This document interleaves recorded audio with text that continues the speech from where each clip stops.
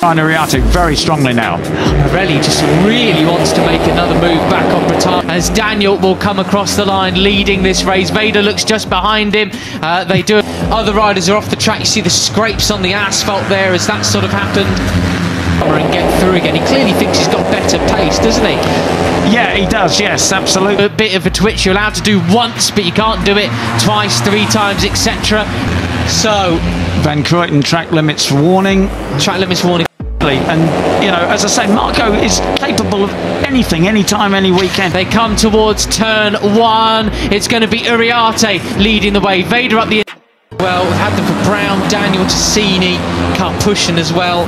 His head has just got to be in it, and it's in it at the moment. I think you've described him right, he is. And inside of Christian Daniel once again, so his lead was rather short-lived.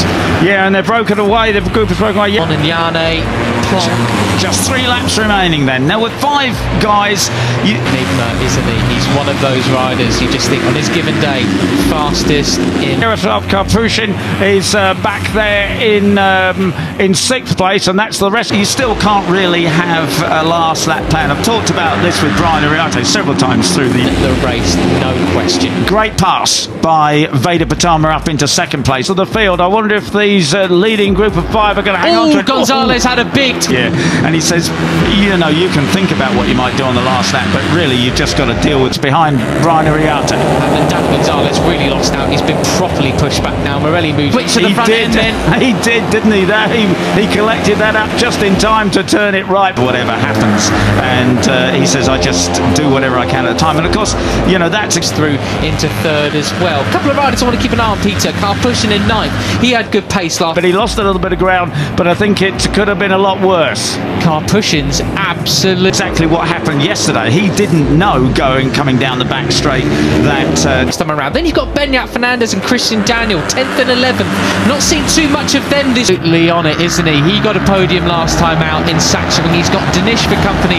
Just David Gonzalez was going to outbrake himself, but he was positioned there just to take advantage this weekend. But they have been big heavy hitters the last few rounds in Rookies Cup. Can they do something to behind him, and the chase begins? They're 1 second off David Gonzalez, and as he said, you know, I was braking super late, and when David went even deeper, he thought, well, say, or maybe tomorrow to cap off their great seasons. Well, that's right. They've both been podium guys. At the line, we're going to come across the intermediate, 2nd intermediate. Something's going to happen. He hung back and just nipped inside him to take the win. That was absolutely superb, haven't they? And they've both been quick, and they've really just got to put it together in this final weekend.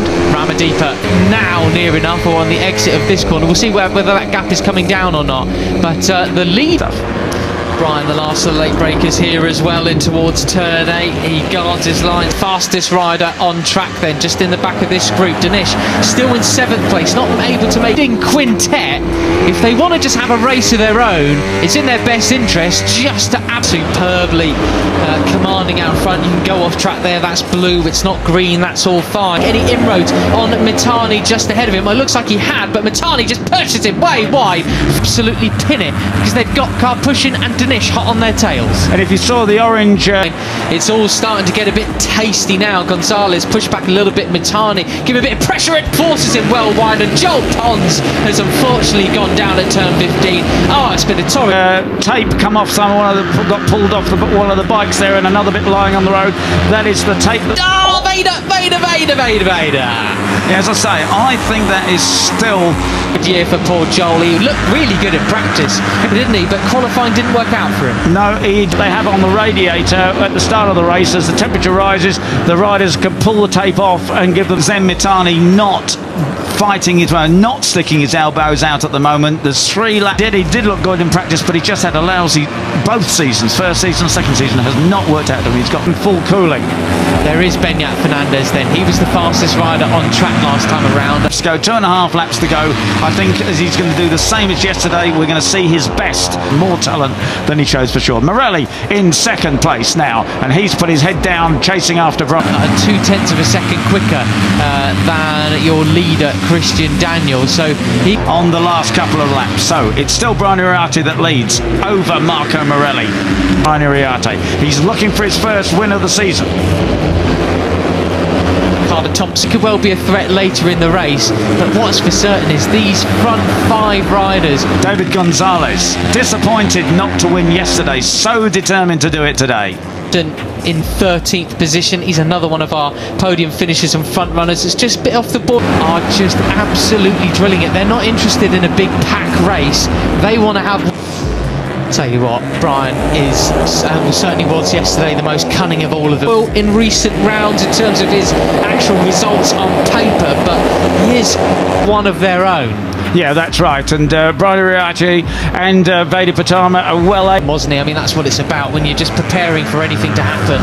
You know, that's right. But just got to take it. You know, it has been consistently up there throughout the season. So would love to see more from him in these. Able to drag this group away from the rest of the field, but that isn't happening at the moment. It's 3 abreast on advantage. You're like a fox, isn't he? Yeah, I mean, he was 4. He was a battle of 4 men, and he was 4th. The final 2 races. Right, there's still 11 laps remaining. You know, it's time you think about, is somebody saving the brakes? Oh, and Christian Daniel, the last on the brakes there, just lets them off a little bit. At one point round that last lap yesterday. Yeah, really, really impressive. Well, the tyres, that sort of thing. The Pirellis do last very, very well. They also give tremendous. Later than everybody else. He's going to go across track limits though on the exit of that, which is the risk you run. It's all about to go off well and truly. Ramadeepa in the background taking charge of the chasing pack. There's feedback, so even if they do start to go off a little bit, they give plenty of warning. As they come now down towards 2A and 2B, Veda wants to go up the inside there again, but Christian Daniel just 4.5 seconds of gap now. Benyat Fernandez just behind him. Pugliese Famara into the top 10. To the riders, so we're hopefully not going to have any dramas like that. Uriarte now under pressure. So late on the brakes, isn't he? Goodness me. And that was a bit of an example there. He slightly rushed the corner, but car pushing 10th, Thompson 11th, Plonk, Daniel Monignane are in that group as well. And from Marco Morelli. Morelli, just I wonder if at mid-season sort of the question mark. I don't think he sacrificed his drive too much there on this big hill climb up towards turn 3. And I think Veda's got to do something different going down the back straight. And then up the inside comes Morelli to take the lead. So for his future potentially, just you know, it does tend to happen in the rider's third. I think he dragged Veda Pratama onto the green with him there at turn 1. But there's the chasing pack from Brian Uriarte's. Third is David Gonzalez. Straight back.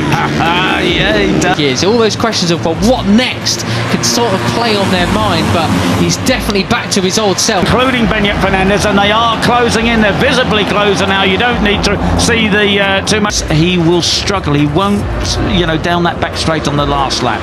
Right. Oh, God. Now he is signed, sealed, delivered to the asphalt team in Moto 3 next year. About the timing screens, because you can see they are closing in. And this is the danger. You know, Uriarte